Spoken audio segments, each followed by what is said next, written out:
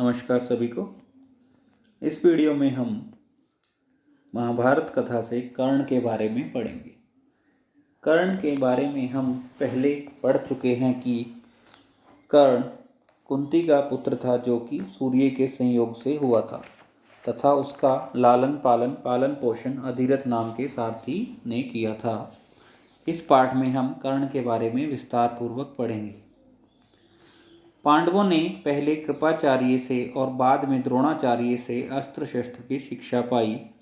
उनको जब विद्या में काफ़ी निपुणता प्राप्त हो गई तो एक भारी समारोह का आयोजन किया गया जिसमें सब ने अपने कौशल का प्रदर्शन किया। सारे नगरवासी इस समारोह को देखने आए थे। तरह तरह के खेल हुए और हर एक राजकुमार यही चाहता था कि वही सबसे बढ़कर निकले। आपस में प्रतिस्पर्धा बड़े जोर की थी, परंतु तीर चलाने में पांडुपुत्र अर्जुन का कोई सानी न था। अर्जुन ने धनुष विद्या में कमाल का खेल दिखाया। उसकी अद्भुत चतुरता को देखकर सभी दर्शक और राजवंश के सभी उपस्थित लोग दंग रह गए। यह देखकर दुर्योधन का मन ईर्ष्या से जलने लगा। अभी खेल हो ही रहा था कि इतने में रंगभूमि के द्वार पर खम ठोंकते हुए एक रोबीला और तेजस्वी युवक मस्तानी चाल से आकर अर्जुन के सामने खड़ा हो गया। वह युवक कोई और नहीं, अधिरथ द्वारा पोषित कुंती पुत्र कर्ण ही था, लेकिन उसके कुंती पुत्र होने की बात किसी को मालूम न थी। इन पंक्तियों में बताया गया है कि जब पांडवों ने द्रोणाचार्य तथा कृपाचार्य से अस्त्र शस्त्र की शिक्षा पा ली और वे अपने अपने क्षेत्र में निपुण हो गए तथा कौरवों ने भी अपनी शिक्षा पूरी कर ली, तो राजकुमारों के लिए एक समारोह का आयोजन किया गया जिसमें सभी ने अपने अपने रण कौशल के विषय में प्रदर्शन किया। लेकिन वहाँ पर पांडुपुत्र अर्जुन जो कि तीरंदाजी में सबसे बढ़कर था, उसके समान कोई न था। उसकी तीरंदाजी को देखकर सब लोग दंग रह गए तथा दुर्योधन ईर्ष्या से जलने लगा। तभी वहाँ पर एक युवक आया जो कि कुंती पुत्र कर्ण था, जिसे अधिरथ ने पाला था। कर्ण ने रणभूमि में आकर अर्जुन को चुनौती देते हुए कहा कि मैं भी तुमसे बढ़कर कौशल दिखा सकता हूँ, क्या तुम इसके लिए तैयार हो? कर्ण की इस चुनौती को सुनकर दर्शक मंडली में बड़ी खलबली मच गई, पर ईर्ष्या की आग में जलने वाले दुर्योधन को बड़ी राहत मिली। वह बड़ा प्रसन्न हुआ। उसने तपाक से कर्ण का स्वागत किया और उसे छाती से लगाकर बोला, कहो कर्ण, कैसे आए? बताओ, हम तुम्हारे लिए क्या कर सकते हैं? कर्ण बोला, राजन, मैं अर्जुन से द्वंद्व युद्ध और आपसे मित्रता करना चाहता हूँ। कर्ण की चुनौती को सुनकर अर्जुन को बड़ा तैश आया। बोला, कर्ण, सभा में जो बिना बुलाए आते हैं वह निंदा के योग्य होते हैं। कहने का भाव है कि कर्ण को देखकर दुर्योधन को बहुत प्रसन्नता हुई तथा ने उससे पूछा कि तुम कैसे आए हो? तो कर्ण ने दुर्योधन से कहा कि मैं अर्जुन से द्वंद्व करना चाहता हूँ। कर्ण की बात सुनकर अर्जुन ने कहा कि जो बिना बुलाए आते हैं तथा बिना किसी के पूछे बोलने लगते हैं वे निंदा के योग्य होते हैं। यह सुनकर कर्ण ने कहा, अर्जुन, यह तो उत्सव केवल तुम्हारे लिए नहीं मनाया जा रहा, सभी प्रजाजनों को इसमें भाग लेने का अधिकार है। व्यर्थ की डींगे मारने से कोई फायदा नहीं है। चलो तीरों से बात करो, अर्थात मेरे साथ द्वंद्व करो। जब कर्ण ने अर्जुन को यह चुनौती दी तो दर्शकों ने तालियां बजाई। उनके दो समूह बन गए, दो दल बन गए, अर्थात दो समूह बन गए। एक दल अर्जुन के पक्ष में था तथा दूसरा कर्ण के पक्ष में। इसी प्रकार महाएकत्रित स्त्रियों के भी दो समूह बन गए। वो उनमें से भी एक पक्ष अर्जुन के पक्ष में तथा दूसरा समूह कर्ण के पक्ष में था। कर्ण को देखकर कुंती उसे पहचान गई तथा बेहोश हो गई। कुंती की इस दशा को देखकर विदुर ने उसे होश में लाने के लिए दासियों से कहा। इस बीच कृपाचार्य ने उठकर कर्ण से कहा, अज्ञात वीर, महाराज पांडु का पुत्र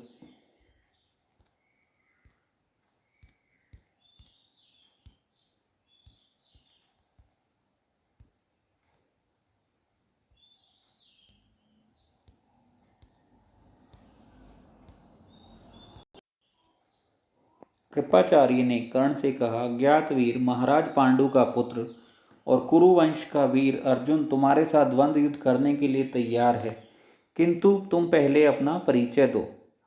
तुम कौन हो, किसके पुत्र हो तथा किस राजकुल से संबंध रखते हो। द्वंद्व युद्ध हमेशा बराबर वालों में ही किया जाता है। कुल का परिचय पाए बगैर राजकुमार कभी द्वंद्व को तैयार नहीं होते। कृपाचार्य की यह बात सुनकर कर्ण का सिर झुक गया। कर्ण को इस तरह देखकर दुर्योधन उठ खड़ा हुआ और बोला, अगर बराबरी की बात है तो मैं आज ही कर्ण को अंग देश का राजा बनाता हूँ। यह कहकर दुर्योधन ने तुरंत पितामह भीष्म एवं पिता धृतराष्ट्र से अनुमति लेकर वहीं रंगभूमि में ही राज्याभिषेक की सामग्री मंगवाई और कर्ण का राज्याभिषेक करके उसे अंग देश का राजा घोषित कर दिया। ऊपर की पंक्तियों का अर्थ है कि कृपाचार्य ने जब कर्ण से पूछा कि तुम किस राजवंश से संबंध रखते हो तथा तुम्हारा परिचय क्या है, तो कर्ण का सिर झुक गया, क्योंकि वह एक सारथी का पुत्र था। कर्ण की ऐसी स्थिति देखकर दुर्योधन ने उसे अंग देश का राजा घोषित कर दिया तथा उसका राज्याभिषेक कर दिया, ताकि वह अर्जुन के बराबर हो जाए और उससे द्वंद्व कर सके। इतने में बूढ़ा सारथी अधिरथ, जिसने कर्ण को पाला था, लाठी टेकता हुआ और भय के मारे कांपता हुआ सभा में प्रविष्ट हुआ। कर्ण, जो अभी अभी अंग देश का नरेश बना दिया गया था, उसको देखते ही धनुष नीचे रखकर उठ खड़ा हुआ और पिता मानकर बड़े आदर के साथ उसके आगे सिर नवाया। बूढ़े ने भी बेटा कहकर उसे गले लगा लिया। यह देखकर भीम खूब कहकहा मारकर हंस पड़ा और बोला, सारथी के बेटे, धनुष छोड़कर हाथ में चाबुक लो, चाबुक, वही तुम्हें शोभा देगा। तुम भला कब से अर्जुन के साथ द्वंद्व करने के योग्य होगे। अर्थात वहाँ पर भीम ने कर्ण का मजाक उड़ाया और उसे सारथी का पुत्र कहकर संबोधित किया। यह सब देखकर सभा में खलबली मच गई। इस समय सूरज भी डूब रहा था, इस कारण सभा विसर्जित हो गई। मशालों और दीपकों की रोशनी में दर्शक वृंद अपनी अपनी पसंद के अनुसार अर्जुन, कर्ण और दुर्योधन की जय बोलते जाते थे। इस घटना के बहुत समय बाद एक बार इंद्र बूढ़े ब्राह्मण के वेश में अंग नरेश कर्ण के पास आए और उसके जन्मजात कवच और कुंडलों की भिक्षा मांगी। इंद्र को डर था कि भावी युद्ध में कर्ण की शक्ति से अर्जुन पर विपत्ति आ सकती है। इस कारण कर्ण की ताकत कम करने की इच्छा से ही उन्होंने उससे यह भिक्षा मांगी थी। इन पंक्तियों का तात्पर्य है कि कर्ण को सूर्य से कवच तथा कुंडल प्राप्त हुए थे तथा इंद्र को यह चिंता थी कि महाभारत के युद्ध में कर्ण अर्जुन को पराजित कर देगा। अर्जुन, जो कि इंद्र का पुत्र था, वह नहीं इसलिए इंद्र नहीं चाहता था कि उसका पुत्र अर्जुन पराजित हो, इसलिए उसने भिक्षा के रूप में कर्ण से उसके कवच और कुंडल मांग लिए। कर्ण को सूर्यदेव ने पहले ही सचेत कर दिया था कि उसे धोखा देने के लिए इंद्र ऐसी चाल चलने वाले हैं, परंतु कर्ण इतना दानी था कि किसी के कुछ मांगने पर भी वह मना नहीं कर सकता था। इस कारण यह जानते हुए भी कि भिखारी के वेश में इंद्र धोखा कर रहे हैं, कर्ण ने अपने जन्मजात कवच और कुंडल निकालकर भिक्षा में दे दिए। इस अद्भुत दान वीरता को देखकर इंद्र चकित रह गए। कर्ण की प्रशंसा करते हुए बोले, कर्ण, तुमसे मैं बहुत प्रसन्न हूँ, तुम जो भी वरदान चाहो मांग लो। कर्ण ने देवराज से कहा, अगर आप प्रसन्न हैं तो शत्रुओं का संहार करने वाला अपना शक्ति नामक शस्त्र मुझे प्रदान करें। बड़ी प्रसन्नता के साथ अपना वह शस्त्र कर्ण को देते हुए देवराज ने कहा, युद्ध में तुम जिस किसी को लक्ष्य करके इसका प्रयोग करोगे वह अवश्य मारा जाएगा, परंतु एक ही बार तुम इसका प्रयोग कर सकोगे। तुम्हारे शत्रु को मारने के बाद यह मेरे पास वापस आ जाएगा। इतना कहकर इंद्र चले गए। अर्थात कर्ण ने जो कवच और कुंडल भी इंद्र को दिए थे उसके विषय में सूर्यदेव ने कर्ण को पहले ही सचेत कर दिया था कि इंद्र तुमसे ब्राह्मण के वेश में आकर यह सब मांगेगा, इसलिए तुम न देना। लेकिन कर्ण इतने दानी थे कि कोई भी उनके पास भिक्षा मांगने आता था तो वो उसे खाली हाथ नहीं लौटाते थे। इसलिए उन्होंने अपने कवच और कुंडल इंद्र को भेंट कर दिए। कर्ण की इस दानवीरता से खुश होकर इंद्रदेव ने भी उसे अपना शक्ति नामक अस्त्र दे दिया तथा यह भी कहा कि जब तुम इसका एक बार युद्ध भूमि में प्रयोग कर लोगे तो यह मेरे पास वापस आ जाएगा। एक बार कर्ण को परशुराम जी से ब्रह्मास्त्र सीखने की इच्छा हुई, इसलिए वह ब्राह्मण के वेश में परशुराम जी के पास गया और प्रार्थना की कि उसे शिष्य स्वीकार करने की कृपा करें। परशुराम जी ने उसे ब्राह्मण समझकर शिष्य बना लिया। इस प्रकार छल से कर्ण ने ब्रह्मास्त्र चलाना सीख लिया।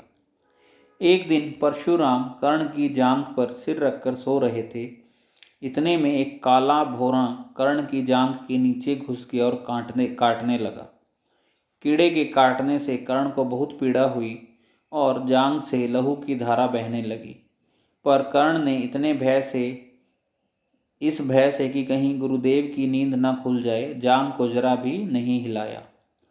जब खून से परशुराम की देह भीगने लगी तो उनकी नींद खुली। उन्होंने देखा कि कर्ण की जांघ से खून बह रहा है। यह देखकर परशुराम बोले, बेटा सच बताओ तुम कौन हो। तब कर्ण असली बात न छिपा सका। उसने स्वीकार कर लिया कि वह ब्राह्मण नहीं बल्कि सूत पुत्र है। यह जानकर परशुराम को बड़ा क्रोध आया। उन्होंने उसी समय कर्ण को शाप देते हुए कहा कि तुमने अपने गुरु को धोखा दिया है, इसलिए जो भी विद्या तुमने मुझसे सीखी है वह अपने अंत समय में तुम भूल जाओगे, वह तुम्हारे किसी काम नहीं आएगी और रण क्षेत्र अर्थात युद्ध भूमि में तुम्हारे रथ का पहिया पृथ्वी में धंस जाएगा। परशुराम जी का यह शाप झूठा ना हुआ। जीवन भर कर्ण को उनकी सिखाई हुई ब्रह्मास्त्र विद्या याद रही, पर कुरुक्षेत्र के मैदान में अर्जुन से युद्ध करते समय कर्ण को वह याद न रही। दुर्योधन के घनिष्ठ मित्र कर्ण ने अंत समय कौरवों का साथ न छोड़ा। कुरुक्षेत्र के युद्ध में भीष्म तथा आचार्य द्रोण के आहत हो जाने के बाद दुर्योधन ने कर्ण को ही कौरव सेना का सेनापति बनाया था। कर्ण ने 2 दिन तक अद्भुत कुशलता के साथ युद्ध का संचालन किया। आखिर जब शापवश उसके रथ का पहिया जमीन में धंस गया और वह धनुष बाण रखकर जमीन में धंसा हुआ पहिया निकालने का प्रयत्न करने लगा, तभी अर्जुन ने उस महारथी पर प्रहार किया। माता कुंती ने जब यह सुना तो उसके दुख का पार ना रहा। इस पद्यांश में बताया गया है कि कर्ण ने परशुराम जी से ब्रह्मास्त्र की शिक्षा ली थी तथा उन्हें यह कहा था कि वह ब्राह्मण है। लेकिन जब एक बार परशुराम जी कर्ण की जांघ पर सिर रखकर सो रहे थे तो कर्ण की जांघ के नीचे एक कीड़ा घुस गया तथा उसने उसे काटा, जिससे खून बहने लगा। इससे परशुराम जी की आंख खुल गई तथा उन्होंने पूछा कि सच्चे बताओ तुम कौन हो। तो कर्ण ने उन्हें सच्चाई बता दी कि वह सूतपुत्र है।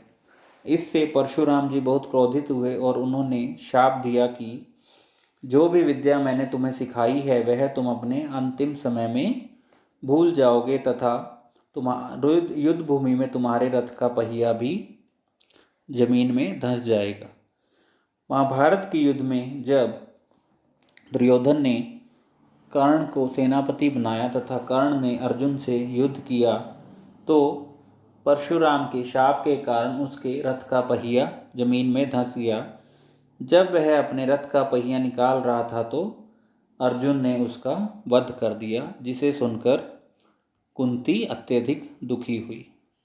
तो यह था हमारा पाठ कर्ण। आप इसे पढ़ लीजिएगा और अच्छे से समझ लीजिएगा। धन्यवाद।